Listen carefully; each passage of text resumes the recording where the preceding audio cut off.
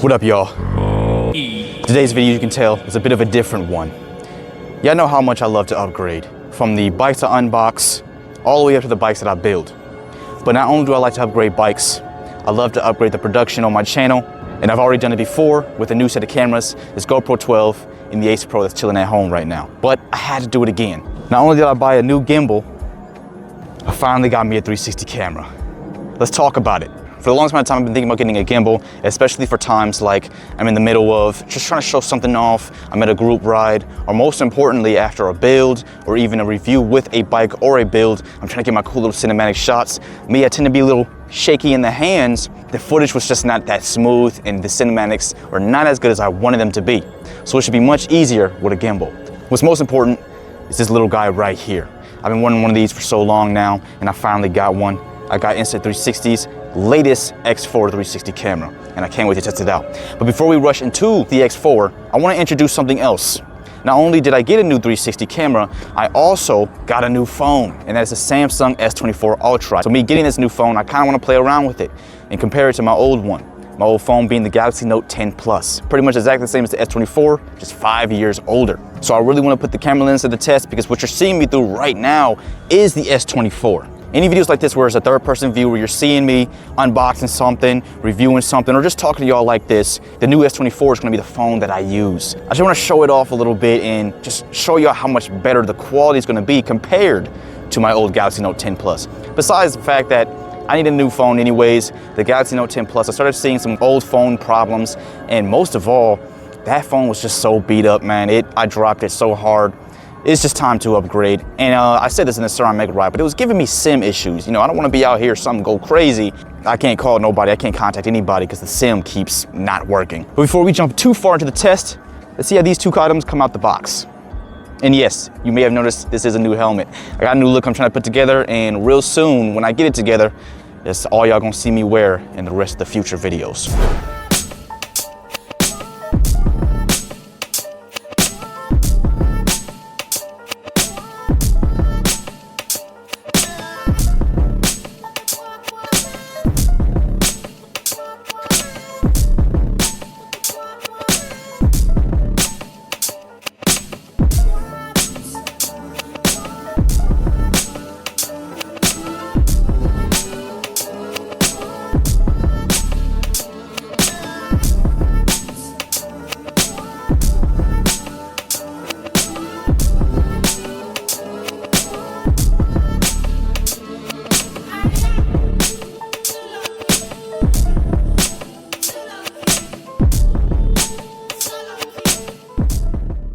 All right, so we're in the yard right now, and I want to get this little segment out the way as fast as possible because we are supposed to be talking a little bit about the gimbal and mainly the new Insta360 X4. But the reason I'm back here is because, as y'all may know, just recently I did get a new phone, and as you can tell, it is the new Samsung S24. So I kind of want to do a small comparison. If you don't know, right now you're seeing me through the Samsung Galaxy Note 10 Plus. It is pretty much the S24, but way back in 2019. So you've been seeing this quality of footage for probably the last year. Having the new phone, one of the reasons I wanted to get it is because my old Galaxy Note 10 here is not only just really busted up, when it comes to its quality, it's just outdated. And most importantly, I don't really ever see myself needing a huge proper camera. So I'm thinking, if I'm gonna get a new phone, let's get a new phone with an excellent camera, because that'll be the way I continue to do third-person reviews, unboxings, talks, or builds like this using my phone. So right now, the only difference between how I usually will record on this old Samsung 10 right here is Pro Video. We're in Pro Video right now. Usually I would be in the regular video mode, which I just took a clip of that, looking at the backyard, seeing how I look color wise and darkness, brightness. Right now I'm in Pro Video, and the reason we're in Pro Video is because I've configured some settings for the new Samsung here, and I want to compare them. I don't want to do this in regular video mode, auto settings, and then do, you know, the Samsung, the new phone in Pro Video. But not only that, before I get too far ahead of myself, because I did want to mention this, it's also the perfect time to do this because now it is no longer stupid hot out here, so it's nice and breezy. But speaking of breeze, you can see, look at all this wind behind me. So I'm also kind of doing a partial sound test. How does it pick up the wind? How does it deal with the wind? I tried to do that the first time I had bought the GoPro 12 and the Ace Pro, and it was pretty windy, but it wasn't this windy. So now we are on the new phone, the Samsung S24 Ultra. How does it look? Does it look much better? I'd be surprised if it doesn't. But not only does it look much better, my God, how does it sound? Now, I don't know about y'all, but for me, sound, I say they sound exactly the same. Now, you may say, of course they sound the same. I'm using the same lavalier mic. I'm more basing this off of the little soundboard in the phone, because if I'm to hook this microphone up to my GoPro, it'll sound a little different. If I hook it up to my Ace Pro, it sounds much different, meaning as in the Ace Pro sounds a tad bit worse. But not only that. Alright, so quick interruption. We're on the Pro Video mode back on the Samsung Galaxy S24, and the reason because that footage was a little blue. I'm quite surprised it was that blue. Because where I tested it, and I don't remember it being so blue. So right now, white balance, which is now at 5200. The sky looks a lot bluer on the phone than it does actually in person, but I like that. Again, I like the vibrant colors. It looks really pretty to me. But again, I had to turn it up this high in order to still keep the vibrance, while also maintaining a good warm color in these warm colored rocks and dead ass bushes. We're out here in the desert, so this is the green we get. There we go. Now, looking at this with my eyes, this is definitely a lot more realistic. This actually might be the settings I keep. This looks real natural to the eyes. This is actually what I'm seeing, this grayish, warmish color. The clouds are being covered back up. This might be the settings right here, ladies and gentlemen. Now, real quick, I want to do a quick comparison of both regular video modes on the old Note 10. This is how it looks. And now the S24. This is how it looks. Obviously, we know the S24 is going to look much better. It's not a true comparison. It's a much newer phone. I just want to show you how much better now that we have this new phone. But there's one thing we must do now, because we don't need to do this too much longer. We got wind, so I wonder how the phone is handling the wind reduction. We got plenty of trees, blue sky, and dead, warm rocks to look at. The next thing I want to do is play around with the gimbal just a little bit. So I'm having a bit of a problem here. I did about 15,000 takes because I'm attempting to tell y'all a certain setting I want to play with, which is the tracking, and I can only use the app that this gimbal is supposed to hook up to, but this thing keeps flipping the phone vertical and I don't know why. All right, so now we got the gimbal. Nope, it's just acting like a piece of shit.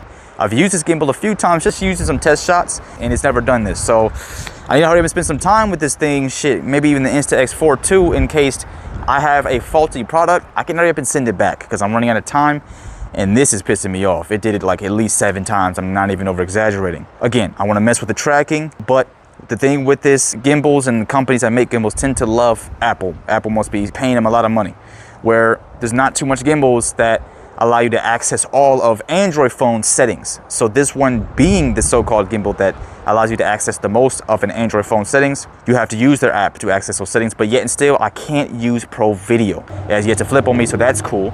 But one thing I also did remember, because I have it in my hand, this thing, it's a little setting box. You can take it off the gimbal, so that's pretty cool. So the difficult thing about it is, though, typically I don't ever use the front cameras to my phones, especially that old Galaxy Note 10 there. This one is pretty fucking good. I'm not gonna lie, it's pretty good, but I still may not use it, I don't know. But not using the front camera, I can't see the screen. So when I try to track, it's a little difficult.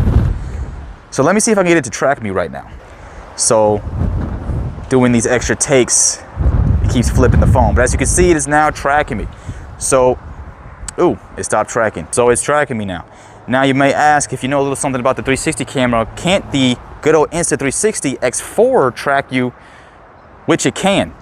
The reason why I would use this, if it continues to work good and not glitch out on me, the thing with action cameras, they're very great quality cameras. I'm not saying they're not, but the phone's gonna be the closest camera to a professional camera. It's gonna have better quality. For regular cinematic shots, it's gonna be better at that. It's just gonna do certain things better for these type of videos where I'm standing still, reviewing something, and say I wanna move here, if it can keep up with me, because I'm not seeing what I'm tracking, so it may lose me, or I wanna move something here. So it's pretty cool that I can do that with the gimbal. Now, if I need a full 360 shot with the Insta360 of me just walking around the camera, or just any reason I would need or want to do that, I would absolutely use this camera right here, especially because I could do the tracking in the editing software, so I know exactly what I'm tracking, and that I should always track it. In case it stops tracking it, I can fix it and make it track it again. Hopefully it doesn't crash and we delete the clip.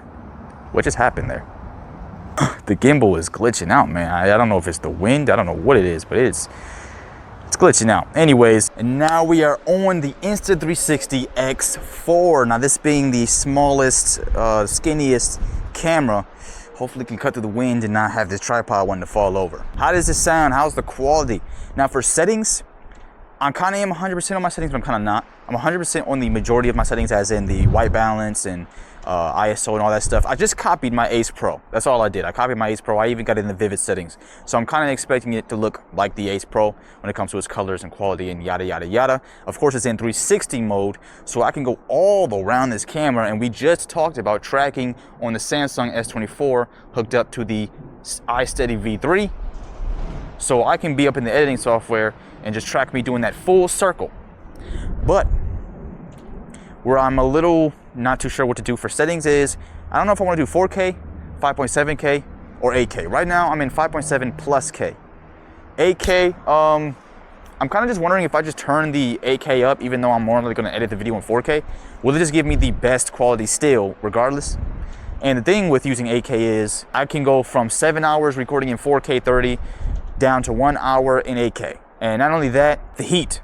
It does warn you that 8K will get hotter, especially if you're just doing a standstill like now. Now, I don't know how many times I would be doing a standstill, but the problem is it does not matter if I'm moving or standing still. If summer comes back around, when I'm recording in 8K, this camera might not have a good time. Now, the plus is this camera, just like the Ace Pro, proclaims on the internet that it can handle up to 113 Fahrenheit, but the GoPro 12 can only do about 95. And I'm comparing it to the GoPro 12 because my GoPro 12 always overheats during summer.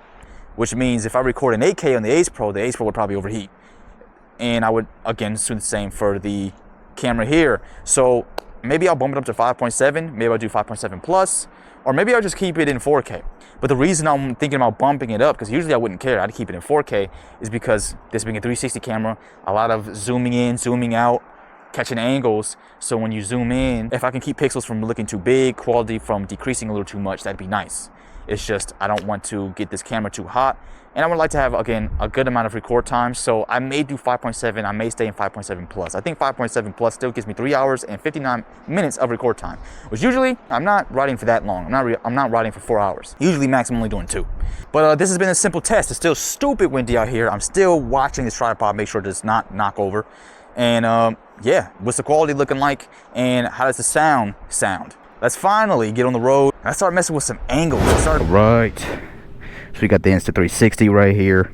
We got the selfie stick with the mount. I forgot what it was called. This mount right here is the Insta360 mount. People barely ever said what stick or 360 mount they had.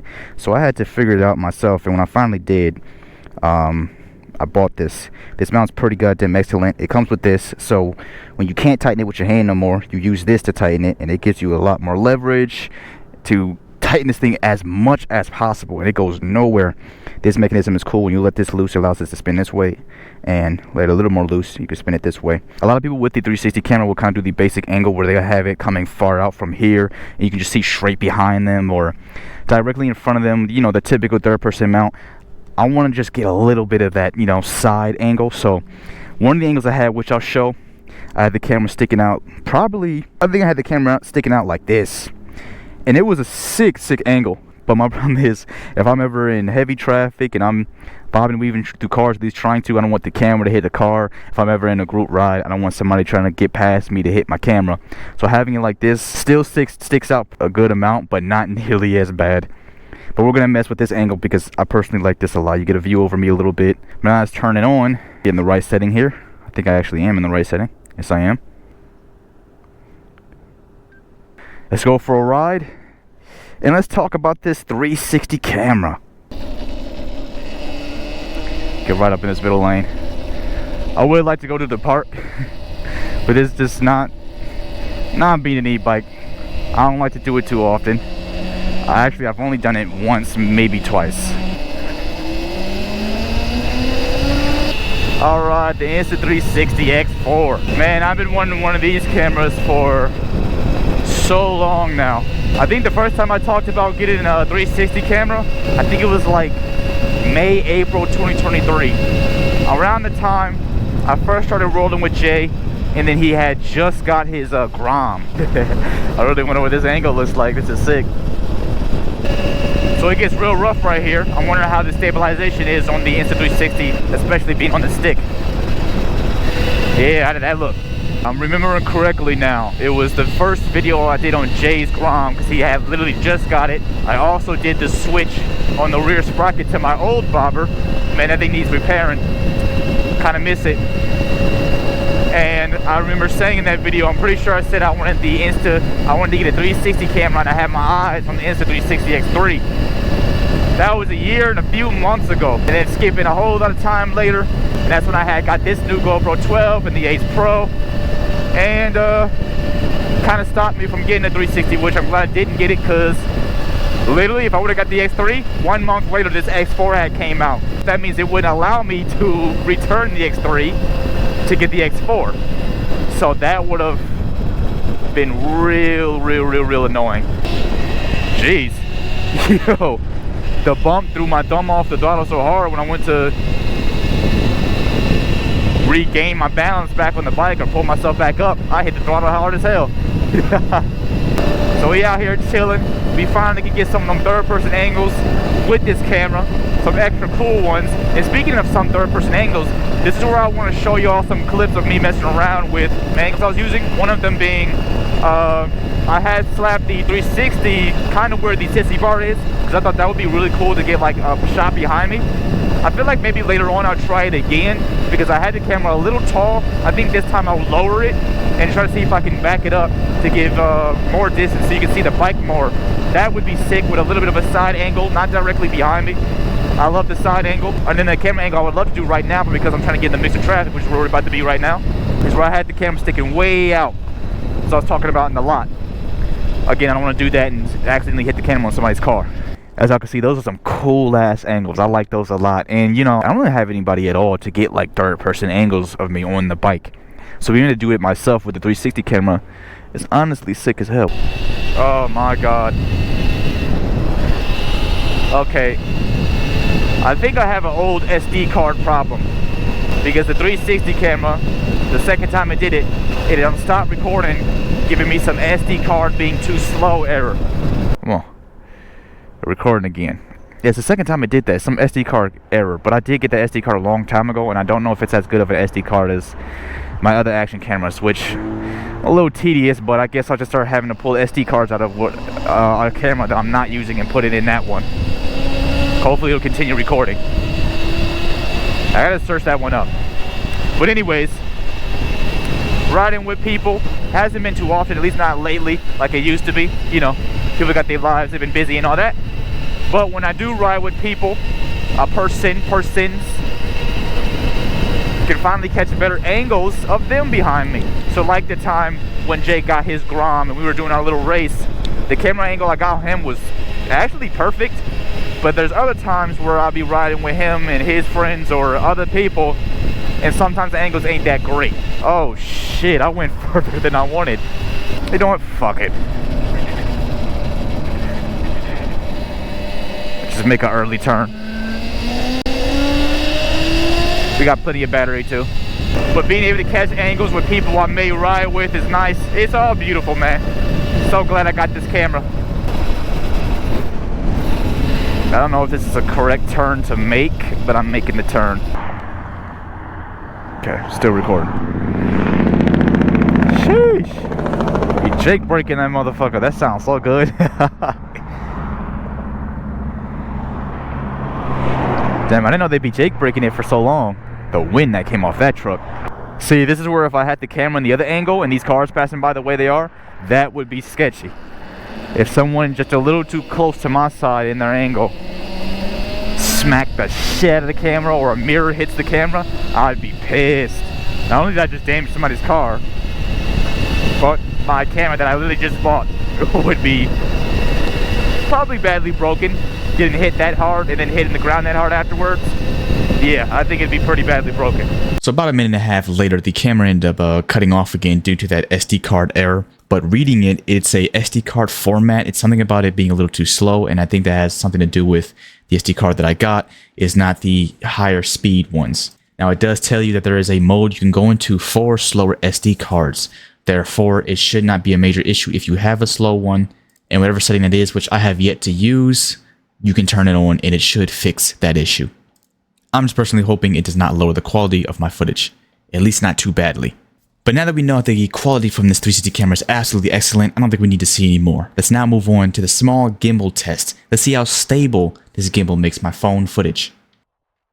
All right, so I'm not quite in the location I wanted to be, since the one I was going to be in is being blocked off by a utility truck, and I kind of didn't think to do any of this stuff at the park. But anyways, we're back in this little area on the Suron, and I'm just going to do a real quick and simple test, and that's the gimbal test. Is the gimbal worth it, as long as it doesn't keep giving me problems like the weird flip-up issue? Regardless, I'm handhelding the phone right now, and I'm just going to keep walking back and forth around this bike as I keep on talking about it. But really, what we're just here to talk about is how good is the stabilization. Now, I could say maybe the old Samsung Galaxy Note 10 Plus, it was just an older phone, so that's why stabilization wasn't that great. Maybe my hands ain't that shaky. Maybe it's not that bad. Well, I feel like it's definitely not an old folding problem, because this is looking a tad bit shaky through this little phone screen here. Maybe I'll see a difference when I actually see the footage on my computer. And again, maybe the gimbal is not needed. Maybe it is not necessary. Maybe I can get my $100 back. Well, there's only one way to find out. So now we are hooked up to the gimbal, and let's see how smooth it looks. We are still in portrait video mode, which I don't think I mentioned that on the first clip. So yeah, we're in portrait video mode, which got me questioning how many times will I use pro video. I don't know, maybe I'll switch back and forth. I feel like portrait will be really good for the straight standstills, at least the moments I'm just standing still, and we get that really nice look. Where once I start moving like I'm doing right now, maybe I wouldn't use portrait so often, because unless I'm wrong, I got a lot of sunlight in my eyes right now. I'm not sure how blurred the background is. I'm not sure if it's doing a good job with the way I'm moving. But regardless, how smooth does this look? Typically, when I'm trying to do some cinematics, this is what I'm doing. Just slowly walking around the bike. I need to get a little better with my looking down and then trying to go back up shots. You know, I got to get used to this gimbal, which that was not bad, but I got to get used to this gimbal. I got to get my camera work up. Until I do that, just the smoothness of this gimbal alone is really gonna help out. So now I'm actually in the app of this gimbal, the iSteady. And sadly with this gimbal app, man, we got a decent amount of settings that we can use. It's just that it's still quite limited. Not only do I not have pro video mode, we don't even have portrait. No portrait video, just regular old video, and we don't have too much zoom options I want to play around with, and that is tracking. So let's track this whole bike real quick. Bike should be tracked. Why would I want to track the bike? Because if I'm going around and I'm doing cinematics, and I don't mind doing the cinematics in the regular video mode, the tracking may follow the bike better. It may make it even smoother, especially if I don't mind using, again, the regular video mode. So as you can see, it's tracking. I'm not moving my hand with the gimbal. I'm just simply walking around it, but it's following the bike. So at certain times when I'm walking around the bike and it may come out of frame because I'm trying to keep it in frame, but you know, still a little wonky on the hand, still a little wonky on my positioning, the gimbal will do it for me. Now I may have tracked it a little too much, so it's becoming a bit off. The box is getting bigger. Let's just track the middle of the frame. Okay, so we're recentered. And now the middle of the frame is being tracked. It's a much smaller box. Now hopefully it won't easily lose what it's supposed to be tracking as I go a little bit behind it. But it should do an even better job of keeping it in frame now that I have the battery area pretty much being tracked. So how much better does that look? Is it in frame better, or is it still off? Y'all let me know. But that's the last and final test to do with this gimbal. Was it a good purchase? I gotta do some more testing on it because it has yet to flip. These 3 little clips I did, but that one problem we had in the yard. Again, maybe that was a wind problem, which would be a tad bit annoying if I just had to get some cinematics going in the wind. Now, right now, this seems to be something that happens with tracking. I can feel it glitching in my hand. So is it doing that weird stuttering again? Yeah, I gotta spend some time with this thing, make sure I didn't get something faulty. So now, let's finally move into some night riding on the Insta360 X4. So this one I decided to keep short simply because I kind of did make 2 mistakes that didn't allow me to use full clips. But 2 things I did do that I want to compare right now. The nighttime footage looks great. Let's just say that. Let's just get that out the way. The nighttime footage looks great. But I was testing 2 settings. One was manual and one was auto. But 2 mistakes I even made in the settings between manual and auto is auto I had on 5.7K. But everything else was auto besides the white balance that I set, and I think I did 0.7 negative on the EV because I was trying to copy my Ace Pro, which apparently my Ace Pro is negative by 1.5, but it's a lot brighter than the X4, so I wouldn't go that high on the 360. Regardless, my manual settings were on 4K. So honestly, I don't even want to go into the manual settings because I'm going to say right here, right now, that I'm just going to use auto settings, because if we look here, let's find a clip where there's some light. This is 4K manual settings. Looks good, looks pretty decent. This is 5.7K in auto settings. Now, obviously, it being 5.7K, it's going to look better. For me, at least, I can kind of see that there's a tad bit less grain. There's a bit more clarity. But the main thing that's surprising is that I'm in a higher quality on auto settings, yet it is just so slightly brighter. Now, in the darker areas, I'm not 100% sure. Y'all let me know what you may think is darker or not. To me, they may be kind of the same. Maybe the 5.7 auto settings are still a little bit brighter in those darker areas, but I just like how much brighter the 5.7 auto is, and it's brighter with better quality. So to me, that is just a win-win. That's a plus. And I guess if we just have to, because of course I was using my Ace Pro. I was talking about the two new cameras that came out, the DJI, the Ace Pro 2. But let's see, how good is the X4's low light video compared to the Ace Pro's low light video when it's using its pure video?